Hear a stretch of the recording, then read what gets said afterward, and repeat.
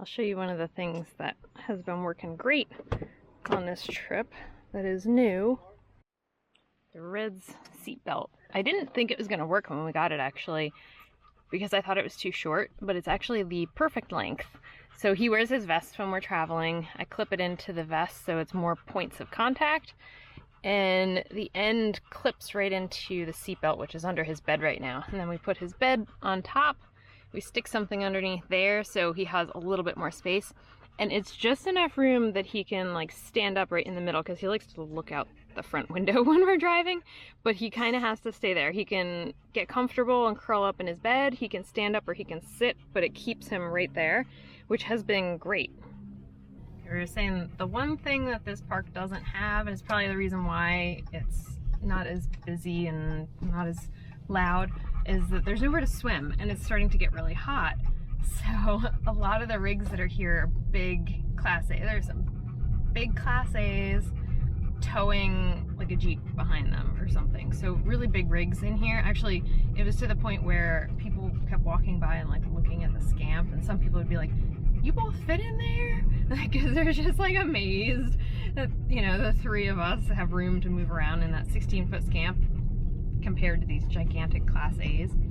But there's a lot of pull-through sites here, so it's very big rig friendly. And the main highway, what is it, 75? Is not that far from here. So I think that makes it a place where a lot of larger rigs come in and out of on their way farther south into Florida. But if there was somewhere to swim here, it would be more tolerable as it's starting to get hot, because it's kind of like getting to that point where, especially without air conditioning, it's a little bit difficult in the middle of the day. We left the Stephen Foster Folk Cultural Center State Park. We were making our way over to the Suwannee River State Park. This was our last reservation in Florida for this trip. We were going to be spending about a week at Suwannee River State Park. We had to go through the town of Live Oak as we crisscrossed northern Florida in this trip, because it was really all about anywhere I could get a reservation that was more than a couple nights, because we don't like to hop around and move locations every single night. So I was just looking for those places that had a few nights in a row, and Suwannee River was the last place that we ended up.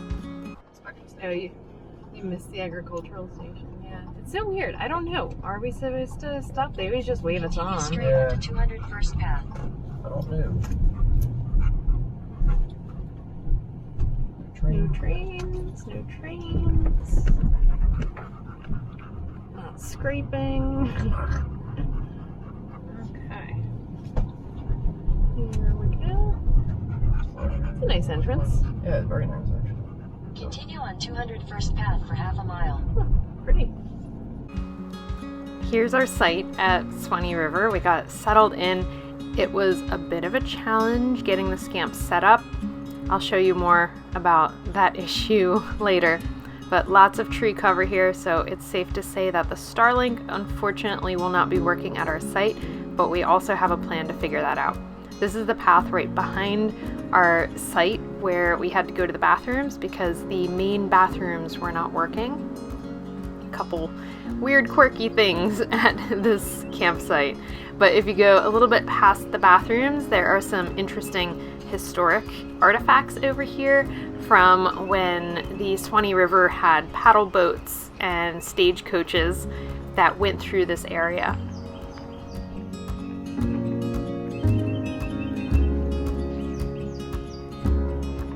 One of those historic features is an earthen fort that was dug by hand in the Civil War.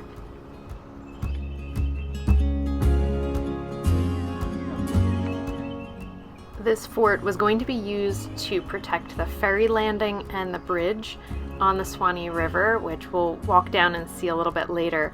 But the fighting never actually came to this area, so all of that work that they put into digging out these trenches by hand was never actually put into use.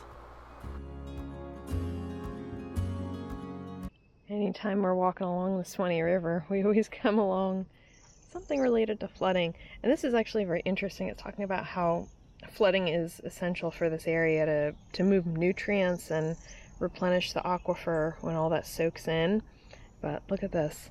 That was 1973, 1948, and here is the pole. And it would be way over my head. Like, it's hard to imagine that volume of water. But then look here, and it shows you how many feet it was above the normal sea level. So we're looking at a good 60 feet. And the other sign said that a normal rise and fall is between 20 and 40 feet. Just regularly up and down 20 and 40 feet. So 60 is the flood. It's just like the power of this river is pretty crazy. Back over to gas. Okay. Just to keep it. I know that's working. Yeah, but we don't know how much is in there. I know, but do it for now. When we leave, we should probably, well, we'll switch have it to. back We'll have over. to take the tank out. Yeah, we'll switch back over. Okay. Find a Tractor Supply with these. Alright, well, that created our plan for the day. We went to, well, Pat went to make another cup of coffee, and the propane went out. You touch push the button? Yeah. Turn the fridge over. Okay. So we turned the fridge on to propane yesterday because when we got here it was kind of warm, and the electric takes a really long time to cool down. And I really can't tell if it's on. It's hard to tell. Yeah, Yeah. it's just slower with the electric, so we'll put it on propane because it cools down a lot faster. Newer models you can tell, but our model you can't. Or, yeah, it was 11 years old, so we got the old school version. So, alright, we'll take a journey into town today It's and not a big deal. And it's not a weekend or something. find But propane. everybody's open anyway anymore. It's Friday, so Yeah. no Tractor Supply is open on the weekend. Yeah. I think we'll survive. I was gonna make banana pancakes, but it's gonna have to wait because I don't want to get halfway through the batter and the propane goes out. But that's the thing with even the gauges. It was showing me Full. good to go. And then it just... And then it goes with the temperature too. So like even if it goes down, it's just cold out. Oh. So you could still be pretty good.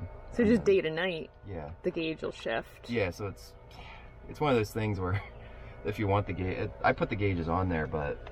Well, we have the old school ones. I feel like some people Yeah. have those newer ones where the sensor is like underneath the tank and it does something. There's some sort of new, and then there's like an app on your phone. It could. I don't know if it's weighing it. Maybe. It could like weigh because that would be way more accurate. Yeah, I think maybe that's what it's doing because Yeah. we have the old school ones. So Pat went to Tractor Supply. You filled up just one of them? Mm-hmm. Okay. Yeah, there's a little bit in this. This wouldn't last us a day. It's very. That's like our fallback. Yeah. It worked well this morning because the other one still had some in it. So we knew we could cook one meal, but we had to go get some propane. But we kind of knew that because we were trying to keep everything light so we didn't fill both tanks. This will probably last us a summer. We really don't have to switch it that often. Last time I switched it was in Pennsylvania. Mm-hmm. Especially on this trip, we've mostly been running the fridge off electric. Yeah. And we'll switch it to propane just when we were at the harvest house. So not bad. And then you changed the lines. Yeah, the outside lines are dry rotted. Okay. Yeah, these were starting. You just changed these last season too. They don't last very long. They were old. I just took them off of another regulator we had. Oh, So I okay. wasn't using it, so I just replaced it. Okay, So because they weren't brand new. they were leaking last time. Because these were. I forget where we were, and we figured out we had a leak. But yeah, that's not. These didn't. This part didn't fail. It was just actually one of the regulators broke. Mm-hmm. That's where we smelled the propane. But this wasn't actually leaking yet, but it Yeah. will. So Yeah. I It's just good to replaced it. get on it early, so we There's don't. more in there. Because then we'll wake up one morning and really not have any propane. Yeah. You don't want that to happen. All right. Easy fix. Good job. You being a camping dog today? You're sitting in the sun? Okay.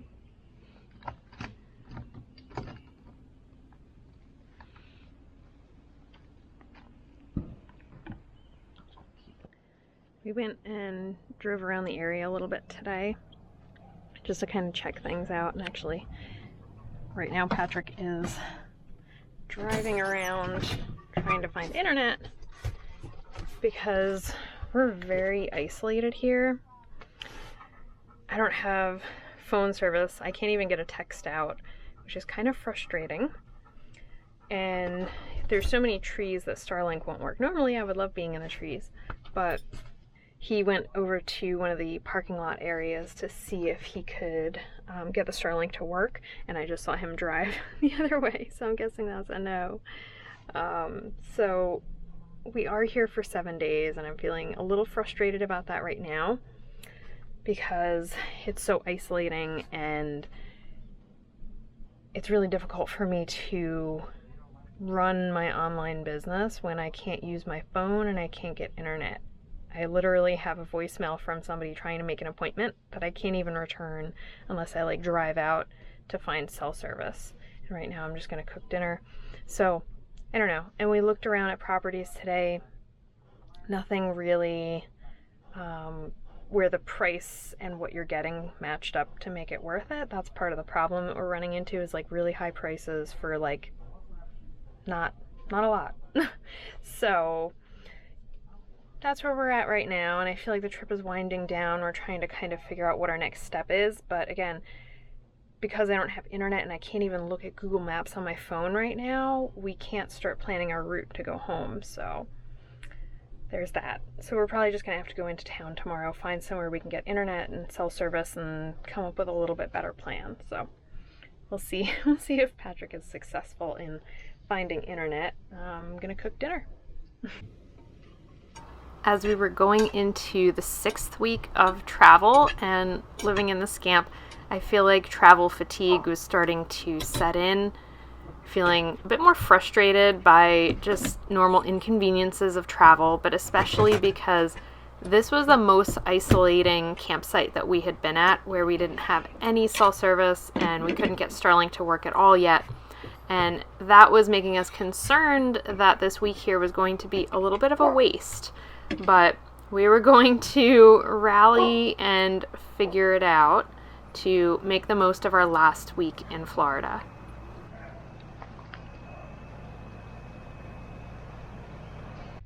Today is a very cold, damp day, as you might be able to figure out from all my layers being on. What a switch.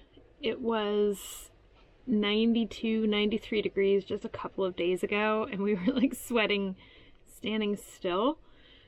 And I was starting to get concerned that maybe it was going to get too hot. We really needed to start moving on. But now it started raining from about 2 p.m. yesterday.